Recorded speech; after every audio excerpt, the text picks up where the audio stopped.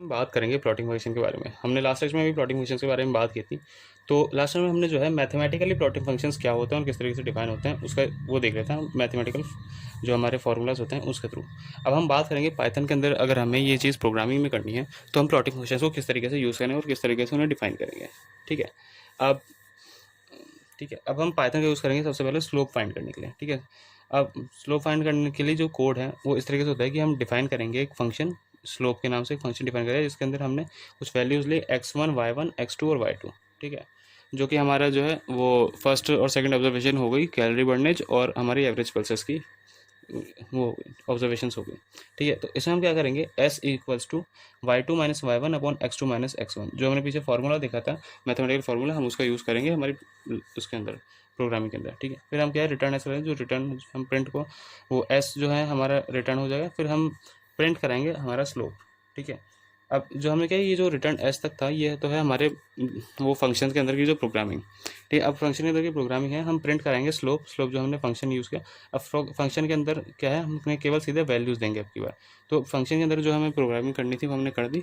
अब फंक्शन के अंदर हम सीधे वैल्यूज़ वो एंटर करा देंगे और फिर वो वैल्यूज़ अपने आप इस फंक्शन में जाके इन वैल्यूज़ मतलब इन वेरिएबल्स के अंदर स्टोर हो जाएगी और हमें आंसर मिल जाएगा हमारा। ठीक है। फिर हम करते हैं इंटरसेप्ट फाइंड। ठीक है। इंटरसेप्ट जो है यूज़ किया जाता है तो वो फाइन ट्यून करने के लिए, फंक्शनल एबिलिटीज़ को फाइन ट्यून करने के लिए यूज़ किया जाएगा, क्योंकि कैलोरी बढ़ने और एवरेज पल्स की। ठीक है। तो इसमें क्या है, जो इंटरसेप्ट जो है वो y की वैल्यू होगी। अगर x की वैल्यू 0 है तो y की वैल्यू क्या होगी, वो होगी हमारी इंटरसेप्ट। ठीक है। ये जो हमने जैसे बात किया, तो अगर हम देखें कि वो हमारा जो वो डेटा था उसके अंदर जब हमारी x की वैल्यू 0 थी तो हमारी y की वैल्यू 80 आ रही थी। ठीक है। तो हम ये देख सकते हैं कि हमारा जो इंटरसेप्ट है, इंटरसेप्ट जो है वो 80 आ रहा है। ठीक है। अब आगे चलते हैं। अब क्या है, does it make sense that average pulse is zero. अब क्या जो हमारी एवरेज पल्स है वो ज़ीरो होने के सेंस बनती है, तो ऐसा नहीं है, क्योंकि इंसान की जो एवरेज पल्स है वो ज़ीरो हो ही नहीं सकती, क्योंकि अगर उसकी एवरेज पल्स ज़ीरो होगी तो फिर इंसान ज़िंदा ही नहीं होगा। ठीक है। जब तक उसकी धड़कन ही नहीं चलेगी तो इंसान जिंदा कैसे होगा। तो क्या है, ये कोई सेंस नहीं बनाता। तो मतलब जो है वो एक्चुअली अगर हम देखें मैथमेटिकली, तो मैथमेटिकली तो हम उसे डिफाइन कर सकते हैं, उसके बारे में सोच सकते हैं, पर जो है उसका कोई सेंस नहीं बनता। ठीक है। और है ना, तो हम देखते हैं कि इंटरसेप्ट क्या होता है। ठीक है। फिर आगे चलते हैं, हम आगे देखते हैं कि तो अब हम अगर दूसरे एग्जांपल्स में देखेंगे कि किस तरीके से हम एग्जांपल देख सकते हैं, क्योंकि एवरेज पल्स तो हमारी ज़ीरो हो नहीं सकती। तो लेकिन फिर भी हम क्या है उसे हम ज़ीरो मान के चलेंगे हमारी मैथमेटिकल फंक्शंस की एबिलिटी को प्रेडिक्ट करने के लिए, ताकि हम क्या है तरीके से अच्छे से प्रेडिक्ट कर सकें। इसलिए हमें मानना पड़ेगा कि वो ज़ीरो हो सकती है। ठीक है। तो अब क्या हम अलग एग्जांपल्स देखते हैं कि मार्केटिंग एक्सपेंडिचर का। ठीक है। अब क्या है, मान के चलते हैं कि हमें प्रेडिक्ट करना है कि अगले साल का रेवेन्यू कितना होगा।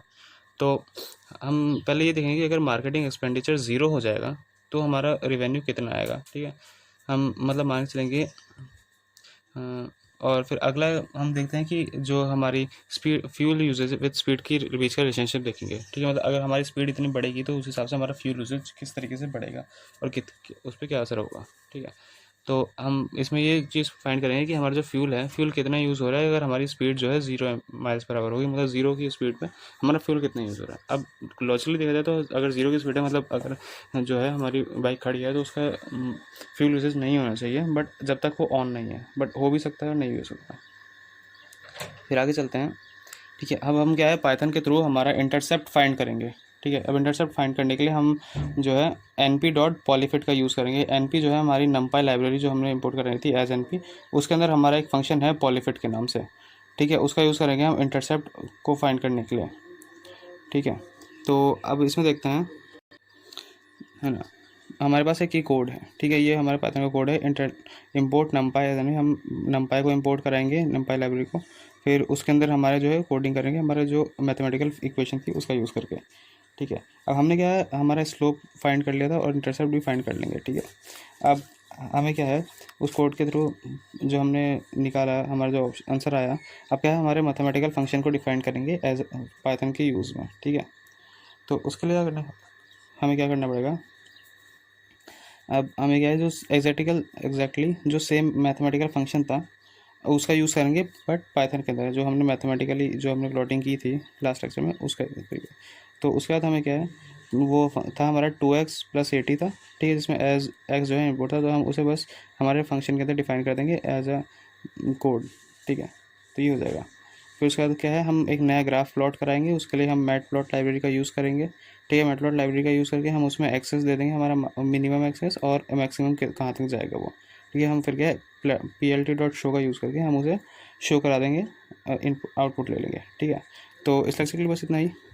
Hope you got all the points in the lecture, and still if you have any queries you can put it in the Q&A section. Thank you.